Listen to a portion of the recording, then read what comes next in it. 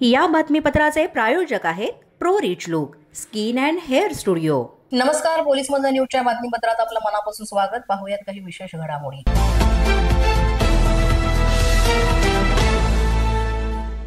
धनंजय मुंडे यांनी अजूनही आपला सातपुडा बंगला रिकामा केलेला नाही आहे। मुंबईत घर नसल्यानं या शासकीय बंगल्याचा ते वापर करतायत आणि तो बंगला सोडला नसल्याचं मुंडेंचं स्पष्टीकरण आहे। तसंच त्यांच्यावर उपचार सुरू आहेत, त्यामुळे बंगला सोडला नसल्याचं सुद्धा मुंडेंचं म्हणणं आहे। तर लवकरच मी बंगला खाली करणार आहे असंही त्यांनी म्हटलं। मात्र उमेदवारी अर्ज भरताना दिलेल्या प्रतिज्ञापत्रात मुंबईत घर असल्याचा उल्लेख धनंजय मुंडे यांनी केलाय। गिरगाव चौपाटी जवळील इमारतीमध्ये हे घर आहे असा उल्लेख प्रतिज्ञापत्रामध्ये करण्यात आलाय। मुदतीपेक्षा जास्त काळ बंगला वापरल्यानं मोठ्या प्रमाणात लाखोंचा दंडही त्यांना आकारण्यात आलाय आणि ही रक्कम अद्यापही भरण्यात आलेली नाही अशी माहिती समोर येते।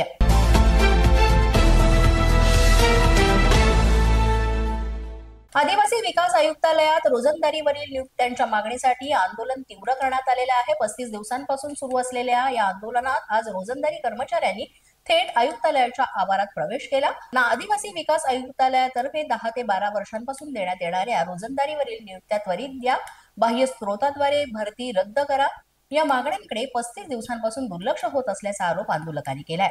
आज रोजंदारी कर्मचाऱ्यांनी प्रवेशद्वारावरून उड्या मारत थेट आयुक्तालयाच्या आवारात प्रवेश केला। संख्याबळ अधिक असल्यानं पोलिसांचा यावेळेस नाईलाज झाला। बुधवारी संध्याकाळी 5 वाजेपर्यंत मागण्या मान्य न झाल्यास लेखी आदेश न दिल्यास आंदोलन अधिक तीव्र करण्याचा इशारा सुद्धा यावेळेस देण्यात आलाय।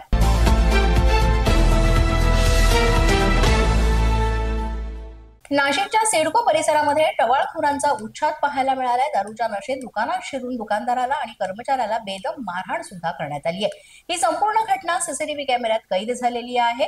या घटनेनंतर परिसरात भीतीचं वातावरण निर्माण झालं असून नागरिकांनी पोलिसांकडे तातडीनं यावर कारवाईची मागणी केली आहे। ही घटना नाशिकच्या सिडको परिसरातील आहे। एका किराणा दुकानात ही घडलेली आहे। याबाबत पोलिसांचा अधिक तपास सुरू आहे। पोलीस माझा न्यूजच्या बातमीपत्रात वेळ झाल्या का छोट्याशा विश्रांतीची। पाहत रहा पोलीस माझा न्यूज। या बातमीपत्राचे प्रायोजक आहेत pro rich look skin and hair studio. विश्रांतीनंतर पुन्हा एकदा पोलीस माझा न्यूजच्या बातमीपत्रात आपलं मनापासून स्वागत।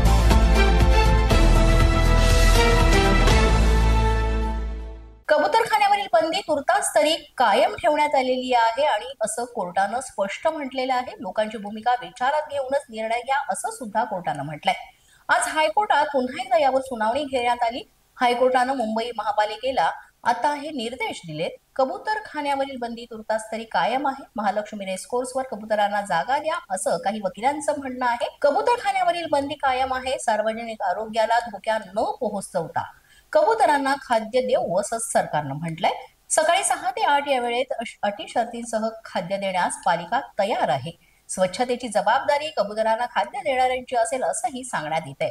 कोर्टानं पालिकेला सांगितलंय की सार्वजनिक नोटीस जारी करून नागरिकांची मतं जाणून घ्या आणि त्याप्रमाणे निर्णय घेण्यात येईल असे निर्देश देण्यात आले।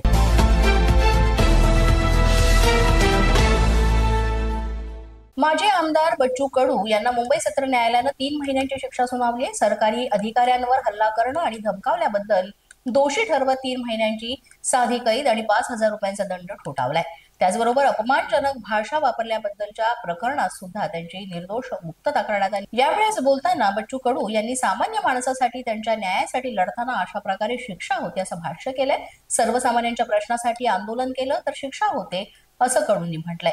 न्यायालयाकडे डोळसपणे बघणार का असंही कडू यांनी सांगितलेलं आहे। पुन्हा एक न्यायालयानं आमच्यावर सजा सुनावलेली आहे। आतापर्यंत 5 केसेसमध्ये आमच्यावर गुन्हे दाखल झाले। एकूण 350 गुन्हे दाखल झाले। 5 गोष्टीवर सजा सुनावली आहे आणि ते सगळ्या बेकारवाईमुळे प्रशासन काम करत नाही, सरकार लक्ष देत नाही आणि अशा सगळ्या याच्यामध्ये हे गुन्हे दाखल होतं, आमच्यावर सजा सुनावली जातं। पण न्यायालय कधी या सगळ्या गोष्टीकडे पाहणार का?